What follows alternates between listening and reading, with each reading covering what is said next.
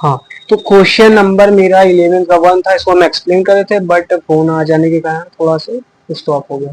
तो इसे अब मैं एक्सप्लेन कर देते हैं। 10a जो है उसका मान ये कह रहा है कि हमेशा 1 से छोटा होता है। तो हम कहते हैं कि चेक कर लेते हैं। तो हम लिए 10a का मान लिए 60 डिग्री। 60 डिग्री लेने से ये हुआ कि जो 1060 वो √3 मिलता है। 60 डिग्री पे 1060 का मान √3 होता है, जिसका √3 का मान क्या था 1.732। तो ये 1 से बड़ा है, इस प्रकार की बात गलत है। तो इसका आंसर क्या हो जाएगा, फॉल्स हो जाएगा। इसका आंसर फॉल्स हो जाएगा। इसका आंसर फॉल्स हो जाएगा। ठीक है, ये टी नहीं एल है। ठीक है, अगले क्वेश्चन की तरफ बढ़ते हैं।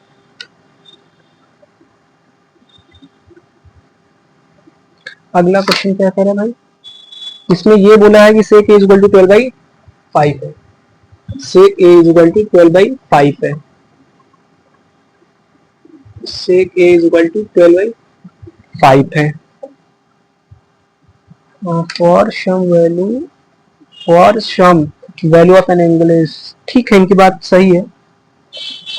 ठीक है, तो इनका कहने का मतलब है कि जो ये 12/5 है, ये कह रहे हैं कि सेक ए का वैल्यू 1 के बराबर या 1 से बड़ा हो सकता है।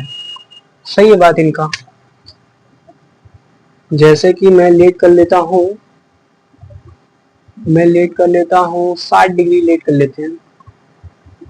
60 डिग्री, हाँ लेट कर लेता हूँ, क्या प्रॉब्लम है। Let is equal to 60 degree.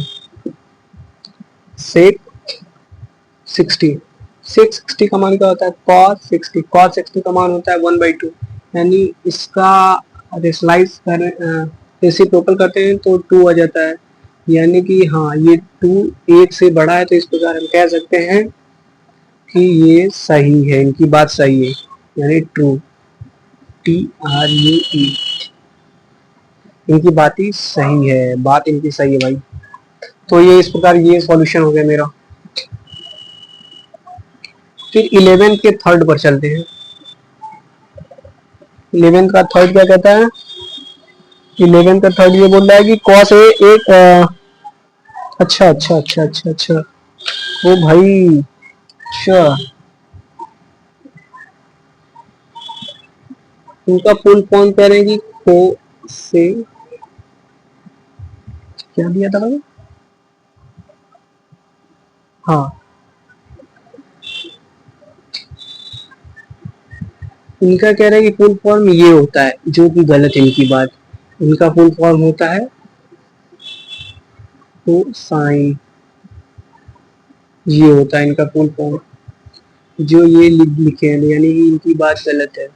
यानी कि ये क्या हो जाएगा, फॉल्स। ये आंसर क्या हो जाएगा, फॉल्स।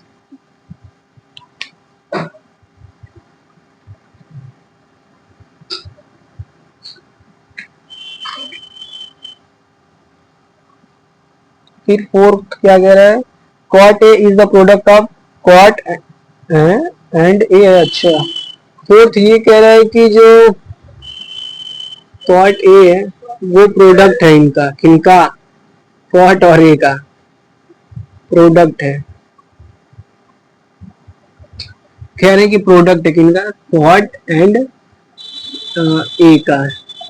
भाई ये प्रोडक्ट नहीं है, ये प्रोडक्ट नहीं है, इनकी बात गलत है। ये एक खुद सिंगल टर्म है। ये क्या है, सिंगल टर्म है, सिंगल टर्म। ये क्या है, एक सिंगल टर्म है, नॉट ए प्रोडक्ट। ओके, ये मेरा हो गया फोर्थ क्वेश्चन।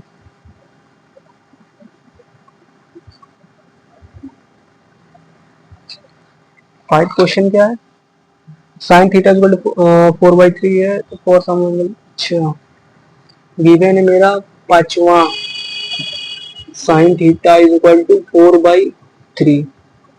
भाई ये तो गलत हो गया मामला।